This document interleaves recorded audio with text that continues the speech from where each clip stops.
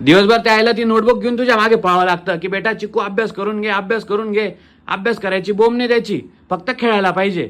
तू सुरतला vacation मध्ये आलेला आहे महिनाभर, थोडा अभ्यास करणं बी जरुरी आहे ना. आता अभ्यासाला बसवलं त्याला तर त्याची अभ्यास करायची बोंब नाहीये. बस रे, तू काय त्याला इतकं टमाटम बोलतोय. तुझा लहानपणी तू काय करायचा, तुझ्या मागे असं वही पेन घेऊन पळावं लागायचं ना आम्हाला.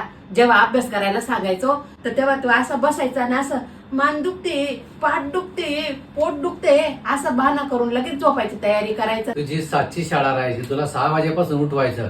उठ रे उठ रे उठ रे.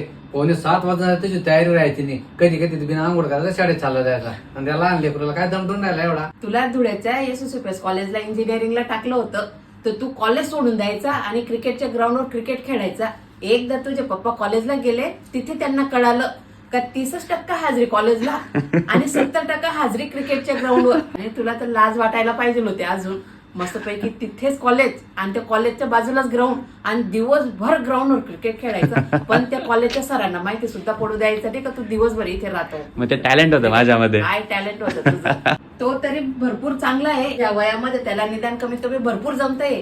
तू तर 5वी मध्ये चालला गेला तोपर्यंत तुला एबीसीडी यायची नाही आणि त्याला काय इतकं तू बोलतोय. ते शाळेवाले बिन क्लासवाले बी एवढा मोठा अभ्यास देऊन देतात. काय करतील एवढंसं पोरं, हे एवढंसं मेंदू त्याचा, किती ताण देईल त्या मेंदूला. अरे एवढसा मेंदू आहे, पण आजकाल जो अभ्यासक्रम आहे त्यांचा तो त्यांच्या हिशोबाने बरोबर दिलेला आहे ना. नाही मग करतील ना ते, करणारे असं नाही. आता ते बरोबर आहे, त्यांना जे शिक्षकांनी दिले ते योग्य आहे, पण त्यांच्याकडनं पेलावायला इथं पाहिजे ना. आता तू शांत बस बरं का, असं वोट नको दाखव मला. ते सुट्ट्यांमध्ये आलेला आहे तर तो आता तिथे पुण्याला बी राहील तर ते अभ्यासच करेल आणि इथे येऊन बी अभ्यासच करेल. तर मग त्याच्या सुट्टींना महत्व काय आहे बरं. एन्जॉय करायला पाहिजे, पण सोबत थोडासा दिवसातनं तासभर अर्धा तास अभ्यास करायला पाहिजे की नाही. बरोबर बोलतोय का चुकीचं बोलतोय मी. तुला थोडाफार काय ना करायला पाहिजे तू पण. आता तू काही त्याच्या डोक्याला ताण देऊ नको. आता 2-4 दिवस सुखाने राहू दे.